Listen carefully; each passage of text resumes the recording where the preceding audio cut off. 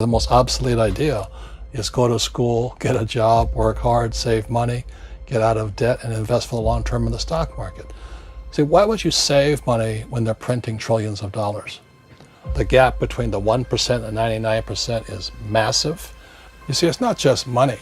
You have to step back and look at the bigger picture. So what do you do? And there's a rich person. And they're all inside of us, except that it's not taught. You're taught to go to school, get a job, and get a paycheck. You're not taught to how to get rich. If you read Rich Dad, Poor Dad, my rich dad refused to pay me. He said the paycheck was one of the most damaging things you could take in your life. He says the moment you take a paycheck, you're an employee, and that's the mindset. So my rich dad never paid me. It drove my poor dad, government employee, nuts. You gotta pay people, you gotta pay people. And rich dad was not saying that the paycheck was bad. He says you didn't want to be a slave to money. So as an entrepreneur, if rich dad folded, I just started another company. I don't need a paycheck. I don't need anybody to take care of me. If my government doesn't like me, I move to another country because they need entrepreneurs there. So the entrepreneur is not so much the business. The entrepreneur is really the mindset and the skill sets and the different set of rules. You see, small business does not operate in the same rules as big business.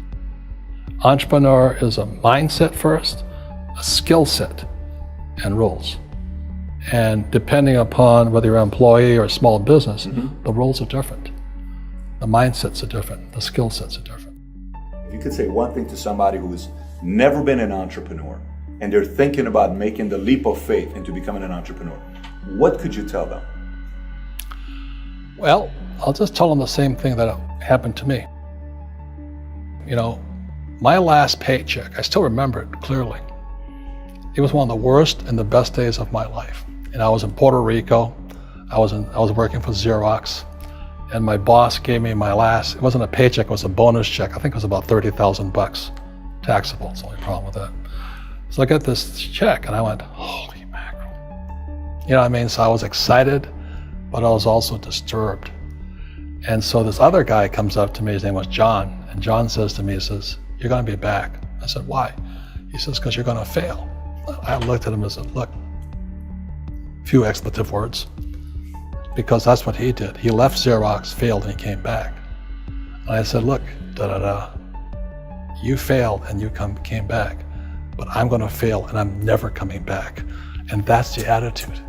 Do you know what I mean? If you say, well, if I fail, I'll go back to mommy and daddy, then that's what you'll do.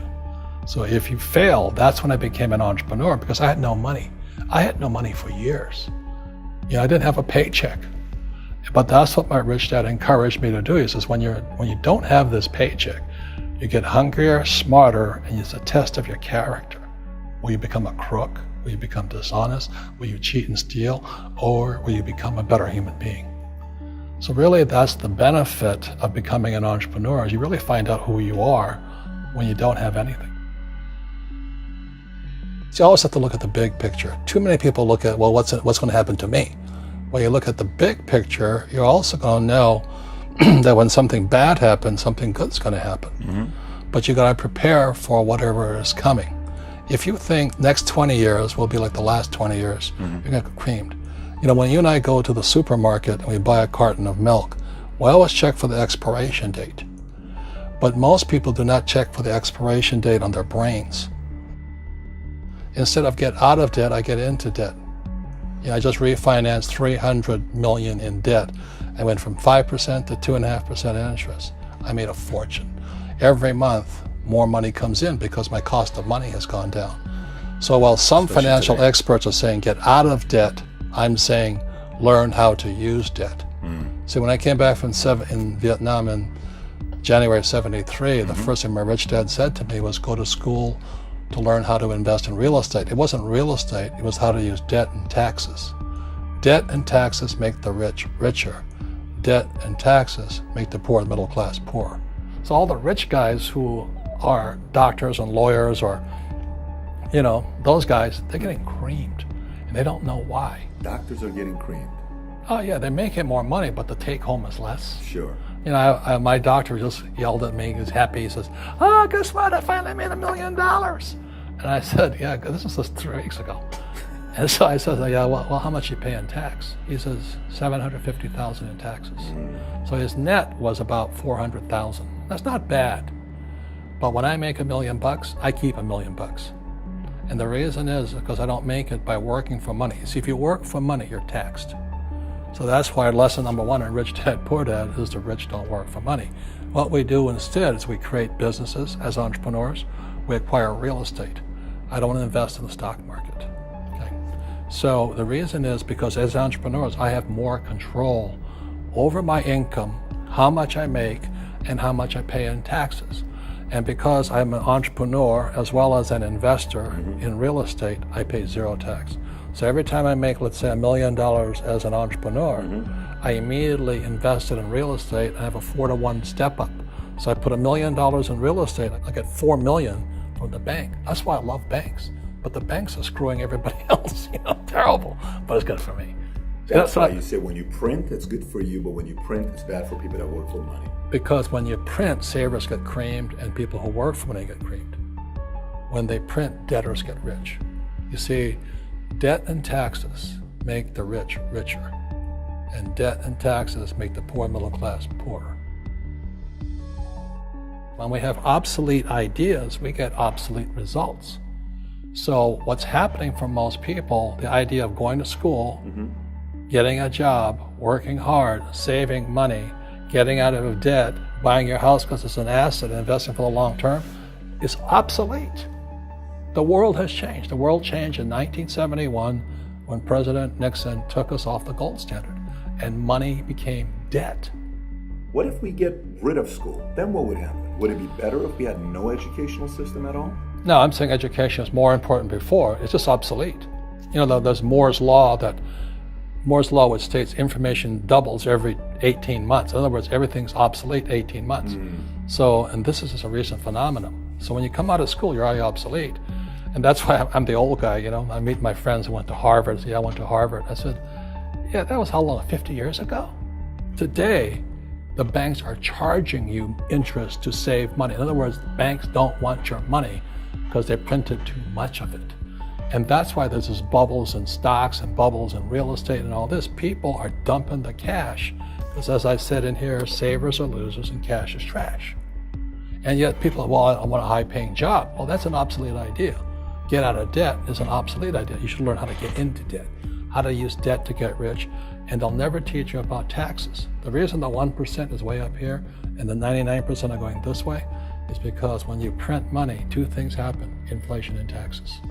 It's crushing them. And any entrepreneur thinks, I'm just going to make money, I'm going to start a business and make a lot of money because of what we talk about. They really have got to smell the roses, man. That's not what the real entrepreneurs are doing. Most entrepreneurs, there's 28 million small business owners in America. 24 million are what are one-person entrepreneurs. They're called non-employee entrepreneurs.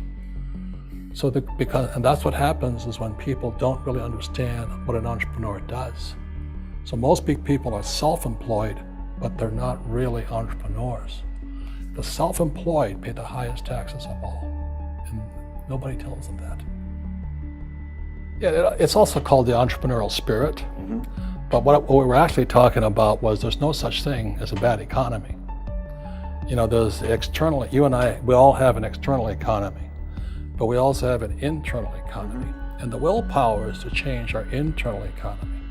So for me, I can see the good and I can see the bad. I don't really give a damn because I'm going to be rich anyway. But a poor person with a poor personal economy, all they're going to see is a bad economy because they don't know how to make money in any economy. And a middle class person, they have a middle class economy. What they want is a nice house and a steady paycheck and the job and the car. And so when you take their job away, to them, that's disaster.